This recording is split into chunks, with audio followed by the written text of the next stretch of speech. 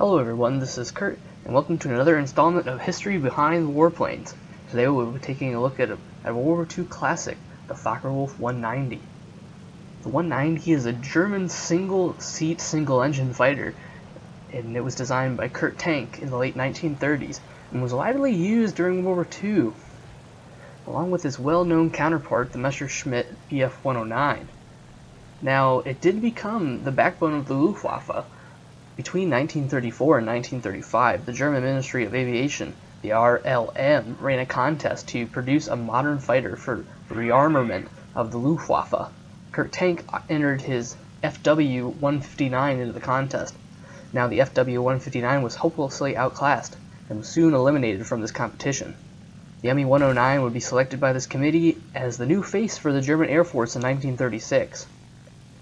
Now, even before the 109 had entered squadron service in autumn of 1937, the RLM had sent out a new tender asking for various designers for a new fighter aircraft to fight alongside the Bf 109.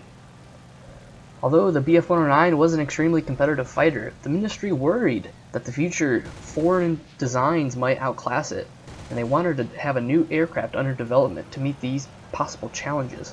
Kurt Tank would submit his many designs revolving around the inline liquid-cooled engine. But the Me 109 already used this type of engine. The ministry knew that there would not be enough engines to supply all these new planes. Then Kurt Tank submitted a new design using an air-cooled radial engine. Many designers of the day dismissed the radial engine concept. They believed the large frontal area would cause too much drag for the fighter. Kurt Tank, he did not believe this. He saw the designs coming out of the US Navy and was encouraged by this. Now, Kurt Tank, seeing how lightly armed the Me 109 was, designed a larger, more robust plane. He also simplified many of the systems inside his new airplane. Planes of the day used wires to operate controls.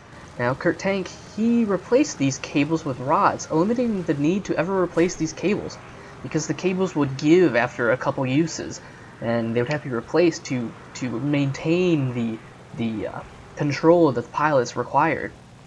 He also lessened the force needed to move the controls, leading to a more controllable plane. Kurt Tank also replaced many of these old systems that relied on hydraulics with electrical systems. He believed the electrical wires were less prone to damage, which was proven correct.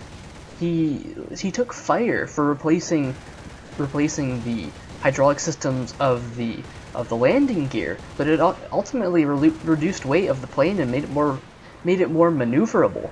Kurt Tank also revolutionized canopy design when he used vacuum forming. This enabled canopies to be seamless.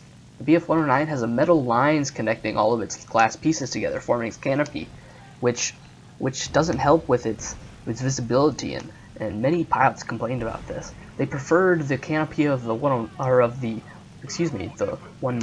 to the 109.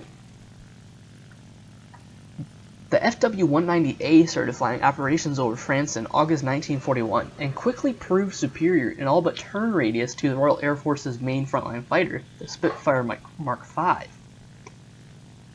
The Focke-Wulf 190 certainly gave the British a shock, wrote Douglas Bader in his autobiography, Fight for the Sky.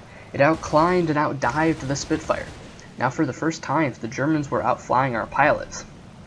They were also outgunning them for the best part of the year, until the arrival of the Spitfire Mark IX. The Focke-Wulf 190 commanded the skies. Now, the 190 was not without its drawbacks. Early models had poor performance in handling at higher altitudes, usually higher than 6,000 meters. The German designers would try to solve this problem through the addition of a turbo and supercharged engine in the later models. Design problems would hold this newer, more powerful design from entering service until September 1944. The standard 190 had the twin-row BMW 801 radial engine, enabling the Focke-Wulf 190 to lift larger loads than the Bf 109, allowing it to also be a day fighter, fighter bomber, ground attack aircraft, and to a lesser degree, a night fighter. The 109 was a revolutionary design, but unfortunately it was not replaced by anything later in the war, and the Allies eventually outclassed it in their own designs.